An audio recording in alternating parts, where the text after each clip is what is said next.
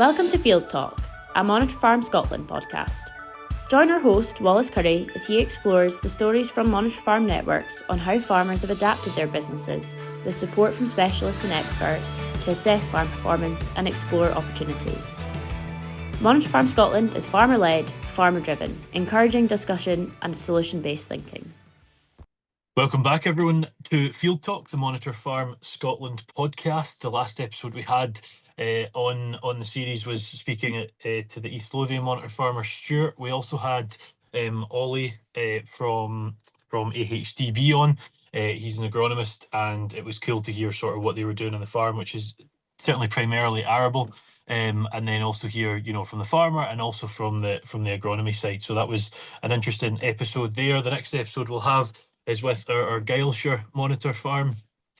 So if you're waiting for that one, that'll be in 2 weeks' time. A wee bit closer to home for myself today, from the Isle of Arran, sitting here on lovely rainy weather here in Arran. So it's quite nice to get in and film this for the next hour-ish. And today's theme, I guess, today's person we're having on is our South Ayrshire Monitor farmer, David Andrew, who I'll introduce you to in just a wee second. The theme of today, I guess, is going to be looking at sort of optimising inputs through marginal gains across various enterprises on the farm, which will be interesting to hear about. And I'm sure David is a well-kent face and voice for quite a few of the people listening. But David, would you like to say hello?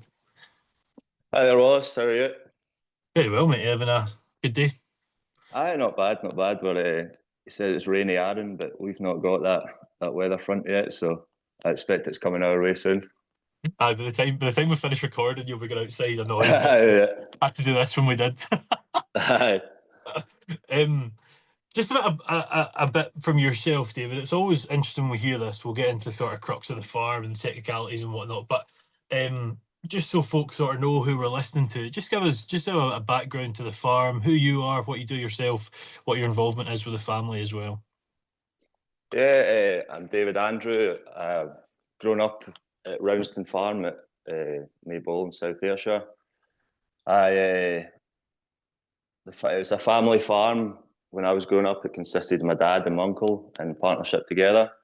Although recently, in the past 3 years, the business has split, leaving myself and my dad at the home farm of Rowanston, alongside a rented upland unit of Blair.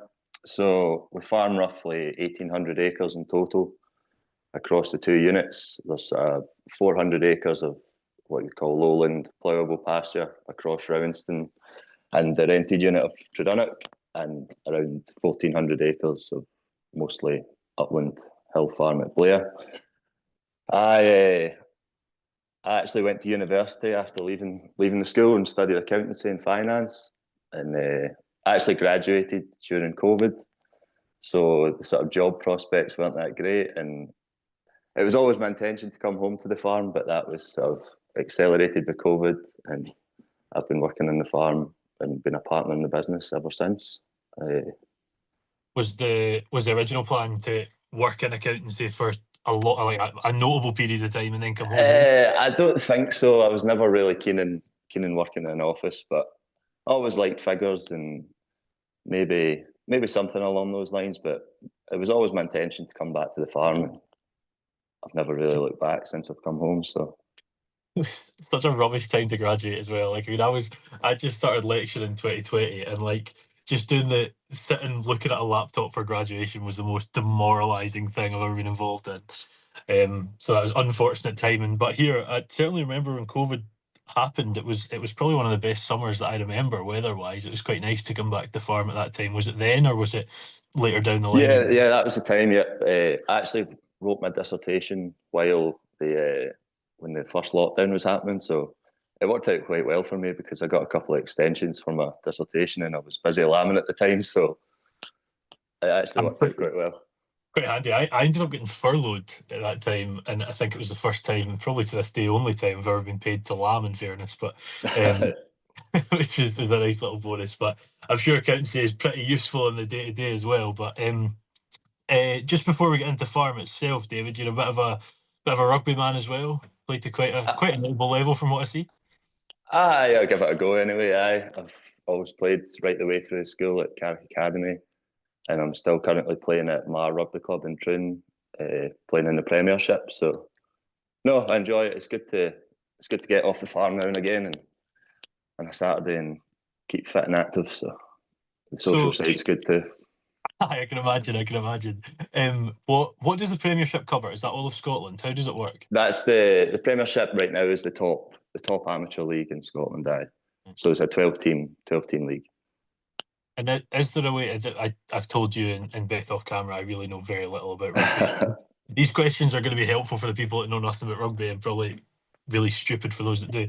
If it's the top team in amateur, is there a potential to go up to professional, or is that not how it works? There is, but I would say my time's probably past for that. The sort of pathway is you play in the Premiership and then you get picked up by one of the pro clubs, either Edinburgh or Glasgow.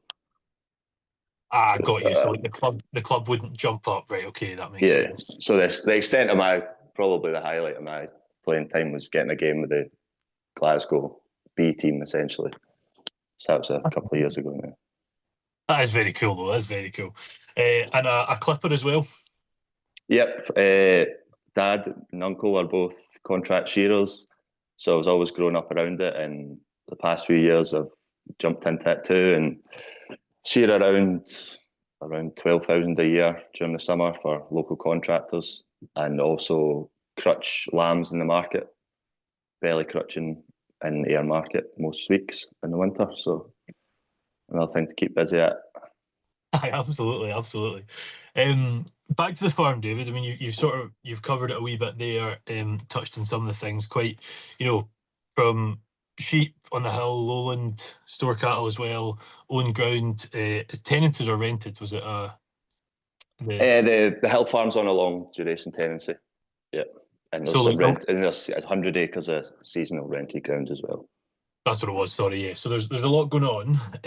What attracted you originally to the Monitor Farm programme itself? Myself and Dad had been to a couple of meetings for the previous Ayrshire Monitor Farmer at John Howie's at Guttridge. And then around about the time they were talking about getting the Monitor Farm programme started up again, Dad just happened to be at a local NFU meeting, and it was talked about then, and another farmer just sort of randomly turned to Dad and said, "Oh, you and David would do that." And I think his initial reaction was he kind of laughed it off. And he happened to say to me that night, "Oh, such and such had said to me about, oh, why don't you two go for that programme?" And I said, "Why not?" And it just sort of grew from there, and we applied, and Beth and a few of the previous Monitor farmers came out and saw a few of the things that we had going on, and we were lucky enough to be accepted.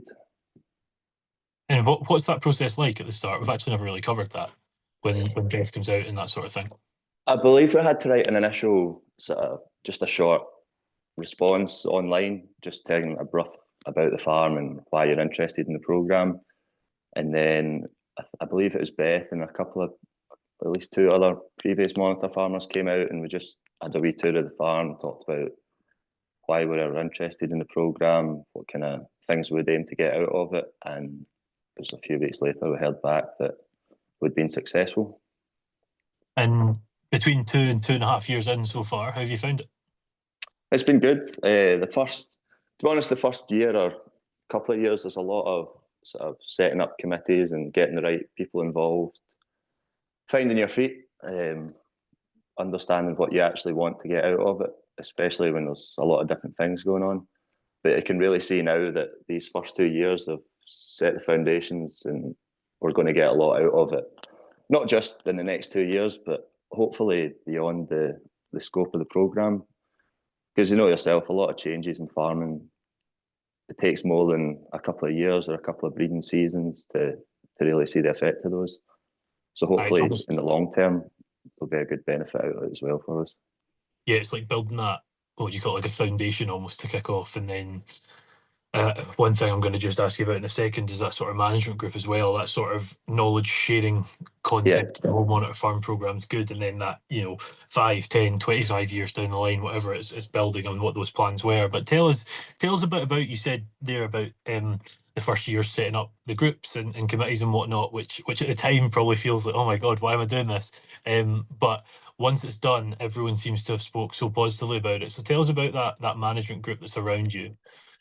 I believe we were actually the first meeting in the Monitor Farm programme. We were the first ones that kicked it off, so that was quite a nerve-wracking day, getting everyone around to the farm, and we just sort of picked from the people that were there that day. We had an idea in our minds of the sort of people we would like to be involved. The sort of 10 to 20 local farmers and consultants that we'd like involved. And I always think of it as, because we've got different enterprises going on, if we could, in our management group, if we could, for example, be as good at producing the suckled calves as someone in our management group is, or be as good with the sheep as the sheep person in our management group is, or be as good on the arable side as what the arable person in the management group is, that if we could sort of pull all that knowledge together. So we've got quite a range of people in our group, from arable to mainly sheep, beef, finishers, consultants and nutritionists. So if you can pull together from all those people, it should benefit not only us but everyone else in the group. It's all knowledge sharing. So as we mentioned earlier, David, you guys are working with ground in different spots, different tenancies, ownership, whatever, different systems in general. What's your main focus? What's your main layer of interest? I would say I'm definitely more of a stocksman than working in the arable, and definitely not a fan of sitting in a tractor all day. Never have been.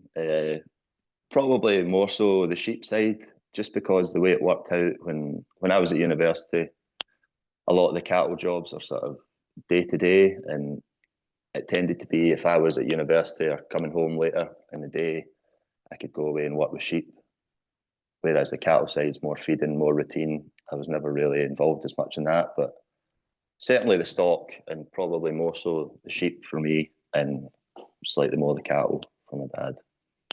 I was just going to ask, because your old man more focused on the cattle. Yeah, it's funny how that quite often happens. It just seems to fall into place.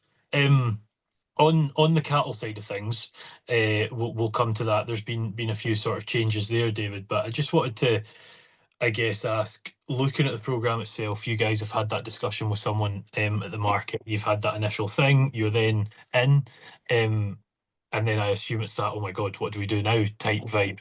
What was your focus at that point? What was when you were thinking about the Monitor Farm, right, what am I going to want to put this 4-ish years into at the start, and has that changed over the time? I would have said at the start, it's particularly because I was kind of interested in finance and accountancy. I thought this could be a good chance to really sort of get some more figures behind the farm and really dive into what we were doing well and how we could do better, but get to put some actual figures to that, rather as just sort of best guesswork and thinking you're doing all right, but being able to quantify things. So that was one of the main reasons behind going for the programme in the first place. But I would say it's not changed too much from that, but there's certainly been different avenues we've explored that I never really thought we would, and things that's been beneficial that we hadn't initially thought about in these first 2 years.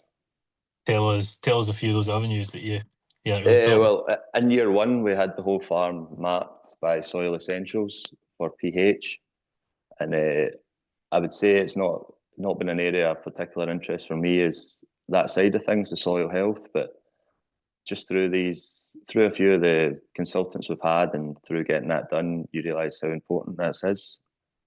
So we've actually got a plan in place for the duration of the programme to get 300 tonnes of lime on, 100 tonnes a year, to really get the soil in good health. It sort of starts from the soil up. So it was never really a particular area of interest for me before the programme, but you really realise that all these things are important.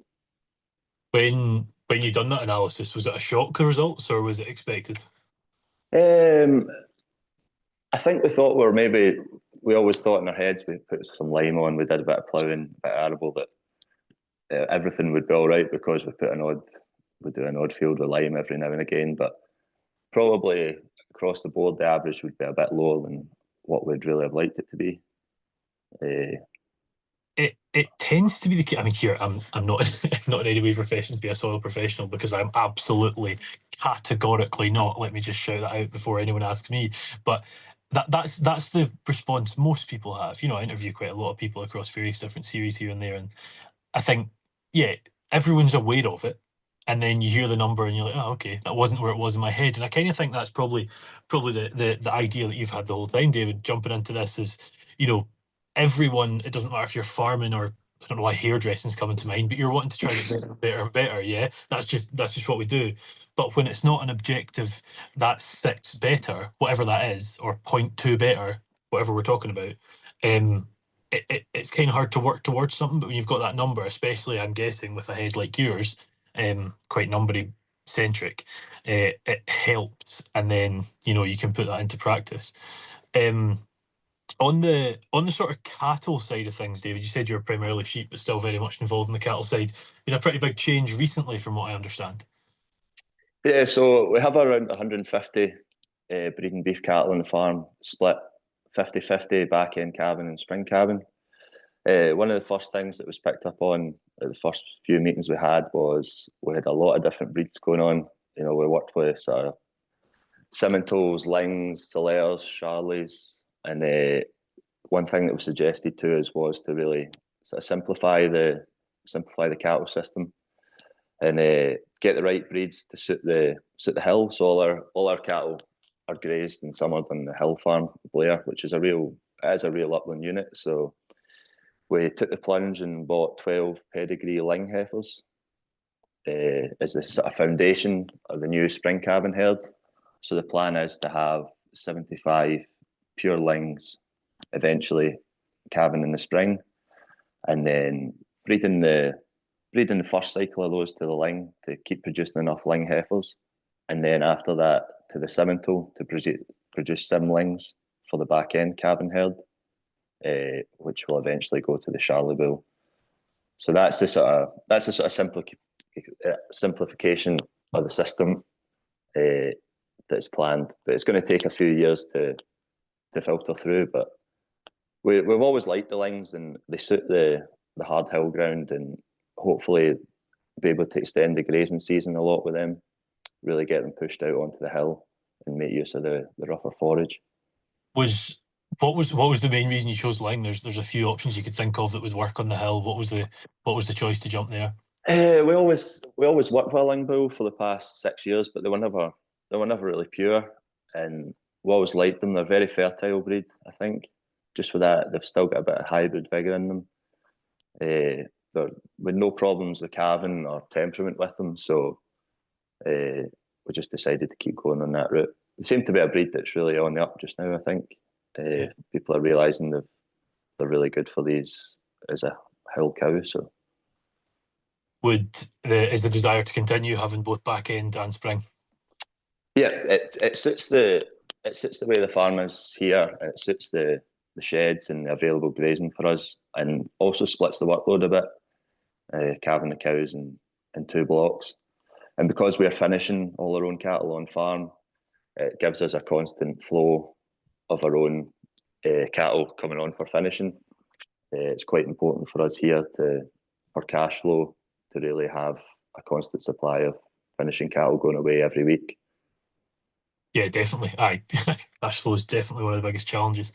I think it just makes sense, if possible, you can do both spring and back end. A lot of places can't, as we know. Yeah. But I completely agree. And on the ration side of things, there's been some, maybe not changes, but certainly you started looking at some of the figures on silage as well. David, what's that brought?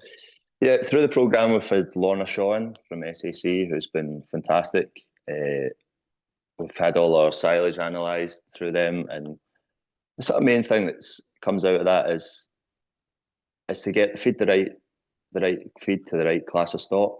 To know what you're working with to begin with.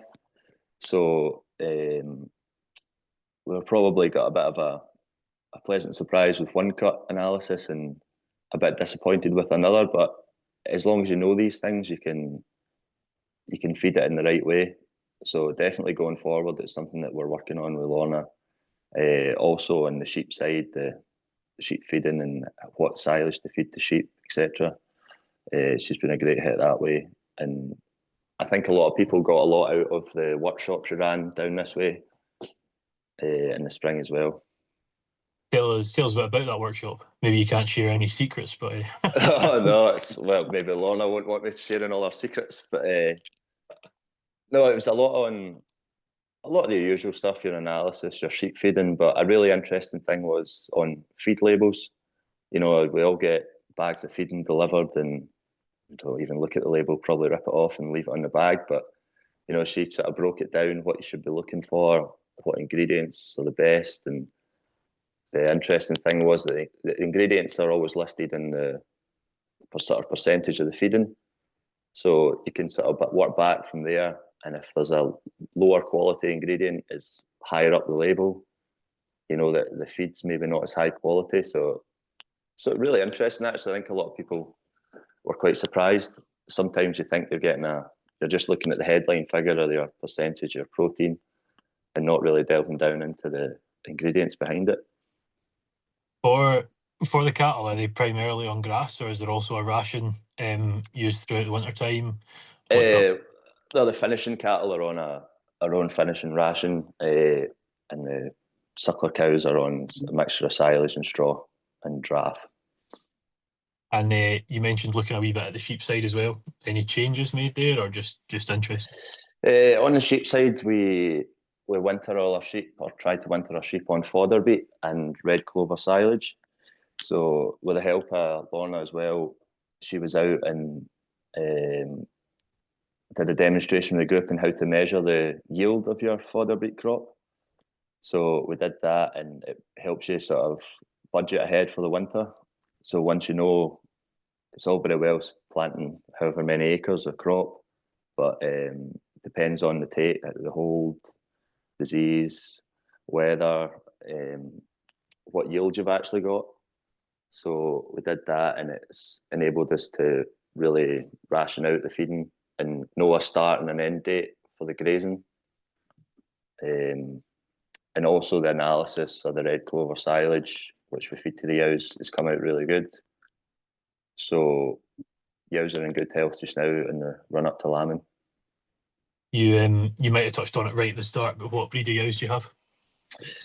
On the hill farm, we're predominantly Chivate ewes. They were Blackie ewes, but with the last 5 years, we've been breeding them out, just crossing them with Chivate tup. So I think we're down to our last crop of Blackie ewes before they're all more or less working towards that pure North Country Chivate.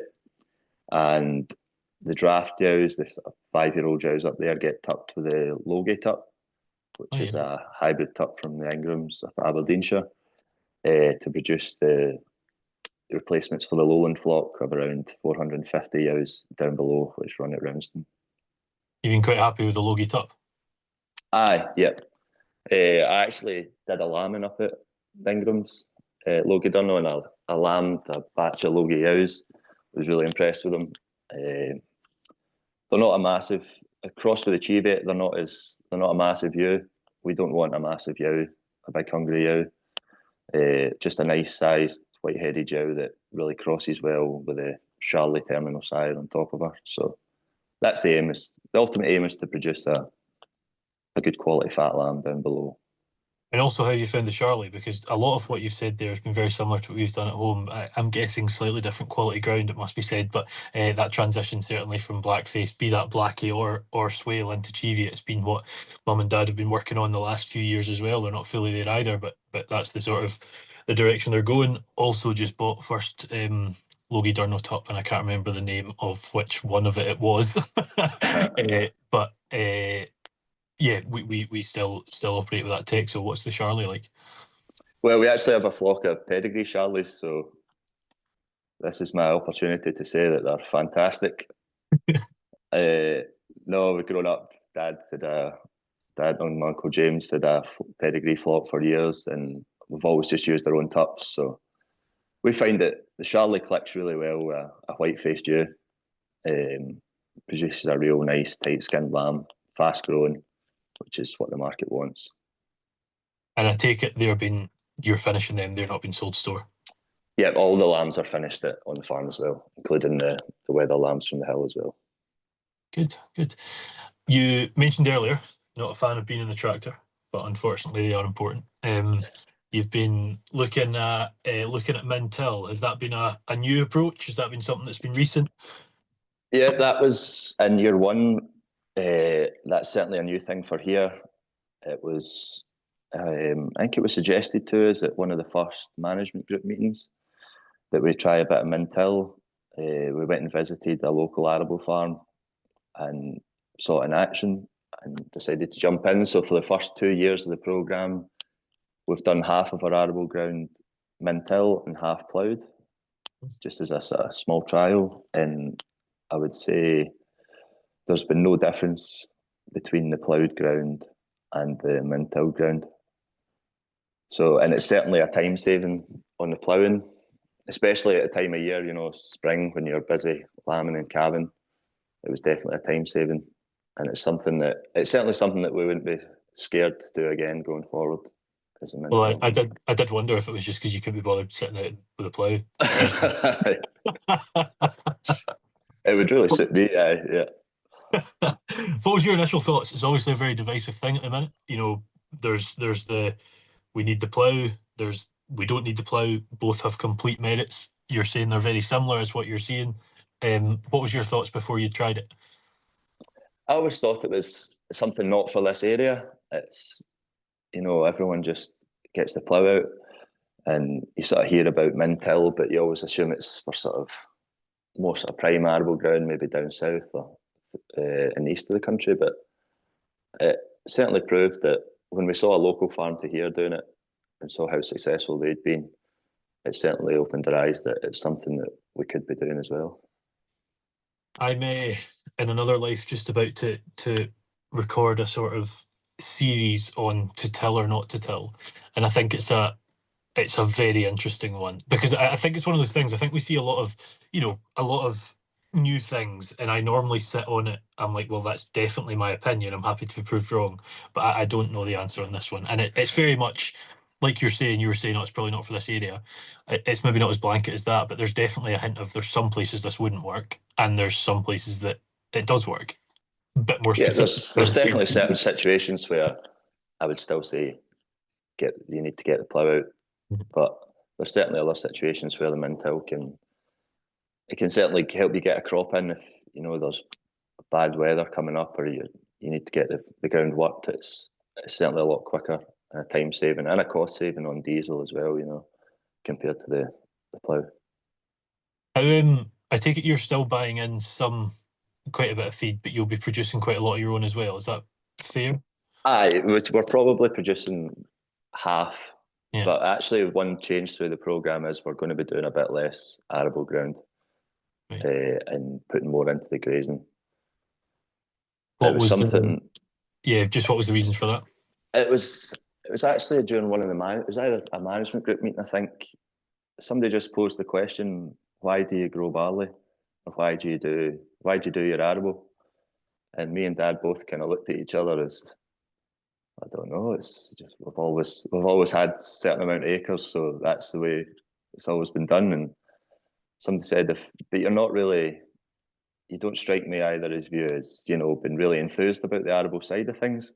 And we both said, well, we're probably not. We're both probably livestock people at heart. So it was, we decided to sort of do a bit less going forward and have more land available for grazing, which maybe ease the pressure in the grazing or even up the stock a little bit. And I think had that question been put to you and your dad 20 years ago, apart from the fact you're doing a kid, but let's say the answer is, well, why wouldn't you? I mean, obviously we're going to make more money off that ground, but that's not strictly the case anymore. It's changed the I guess the profit margins in the arable game, be that selling the grain or not having to buy because you're producing it yourself. Certainly the weather's been a big factor in the last couple of years, especially growing winter barley. In this area, it's been a challenge. think it was just across the board last year. All of the UK, Uh, it doesn't. If it was Ayrshire, if it was Lincolnshire, there was obviously Lincolnshire's going to be better, but there was that yeah, notable downturn last year, and yeah, the weather is going in that direction. So no, it makes a lot of sense. And it seems like you're looking at a bit of a change as well coming up, David. Looking at trialing virtual fencing. Yep. So we've been given 25 mono virtual fencing collars through the programme to trial. For anyone who's not aware of them, the collars sort of hang around the cow's neck and work with a solar panel on the top. And you set a virtual boundary on your phone through an app, and the collar beeps when the cattle get close to the boundary. And if they try and cross the boundary, they get a small shock in the back of the neck, which deters them from crossing. They also work as a GPS. You can go on your phone and locate the individual cows. It also works like a heat map sort of thing. So you've ever seen them at like a football game or something, you see a player's heat map, it will show where the cow's been in the last few hours or days. So our plan with these is to put them on the heifers, which are calving out in the hill. This is hopefully going to be a huge benefit to us, because when we're calving out in the hill, it can sometimes be, you can be up there for hours. There's whin bushes, there's gullies, there's plenty of places for cattle to hide. And when you're calving, you're quite often going up there, you're only looking out for one or two that are close to the calving. And sometimes you'll not see them because 9 times out of 10 they're away hiding with their calf. But it's for that other occasion where sometimes they're needing assistance, but they can be hard to find. So even just the time saving and the animal welfare side of things as well, being able to locate cows that's maybe having issues with calving, is hopefully going to be a huge benefit for us. That's just on the GPS side, but on the virtual fencing side, the hope is that we'll be able to push those cattle out to the areas of the hill which aren't grazed, and hopefully by forcing them to eat some of the rougher forage, it'll improve the grazing in the hill for the sheep in the long term. So we're going to start this project in the spring, and it's going to be really interesting, I think, to see how it goes. First off, I appreciate you saying heat map in football and not rugby. I was originally skeptical, and I've seen a few systems actually in 3 different countries now, and the more I see it, the more I'm like, this is the future. Yeah, it's very good, and like you're saying, I think when we think of a virtual fencing system, we think of this concept of, well, I almost think of it as a rotational grazing, be that in the hill, be that in pasture, whatever, they're going to be in that spot. And I don't even consider the other benefits of, where the animals are, what their movements are. You can pick up a lot from a stock's movement. And also, like you say, to be honest, one I hadn't even considered until you said it there. There's parts of the hill they're not going to go to anyway day to day, because it's just not part of the routine. If you can get that ground used where it wasn't, is another great one. You said that's starting this spring, did you say? Yeah. Yeah. The plan is to get the cattle trained on those sort of April time, ready to go to the hill in May. How long does that take, to sort of train them onto it? I believe the training processes can be done less than a week, I think. You just sort of start them in a smaller field, and actually set the virtual boundary just inside a fence, so that they kind of respect not to go. But if they do cross, you've still got your fence there. And then within the week, they're trained. They don't actually go as far as getting the shock. They just hear it's like a sort of bell, a ringing sound, and that's enough just to deter them from even attempting to cross the virtual boundary. Yeah, I look forward to following that, seeing how it goes, because I do think it's really cool. Be interesting to see how many folk are using it in a decade's time, because I do think it'll be increasing, especially when you consider, I know it's not a strict, you're not going to completely get rid of fences for using a virtual fencing system, but the prices of them are only on the way up as well. So yeah, it's an interesting one. And further down the hill, David, you're looking at sort of changing the grazing system somewhat, is that right? On you go. Yeah, so another person we've got in touch with through the programme is John Ritchie from Stirlingshire. He's been down and he's going to help us set up a rotational grazing system for our lowland April lamb ewes and store cattle. So the way it's going to work is across about an 80-acre block here, we're splitting it up into sort of 1.5 hectare paddocks. And the plan is to do 2-day shifts with the sheep, followed the sheep in the priority grazing group. So they get the first go of the new paddocks, followed by sort of 50 to 60 store cattle in behind for 2 days. So we're quite excited to see how that's going. We had a meeting in the spring, quite a bit of interest in that. It's something that a few folk are quite interested in trialling. We actually went up to John's farm in Stirling to see it in action, and we're quite impressed. So we'll look forward to see how that goes this year. I think John won Grassland Farmer of the Year at one of the big award ceremonies, Farmers Weekly, British Farmer Awards, whatever. So yeah, pretty good place to learn from. And again, that's trialling this year. We're just getting the process of getting the fences all set up just now before lambing starts. But it's very practical, John. It can be quite technical, rotational grazing. You can go as technical as you like, with your plate measuring grass and, really getting into the details. But he really helped us sort of set it out in practical terms. And he's going to be obviously available to us over the duration of the programme to help us get it right. Well, that's the thing. I mean, everything that everyone's doing has a level of technicality, science, or whatever behind it. But turn it into digestible information pardon the pun, that you can actually utilise and sort of put on the ground is a challenge. It's not the easiest thing in the world.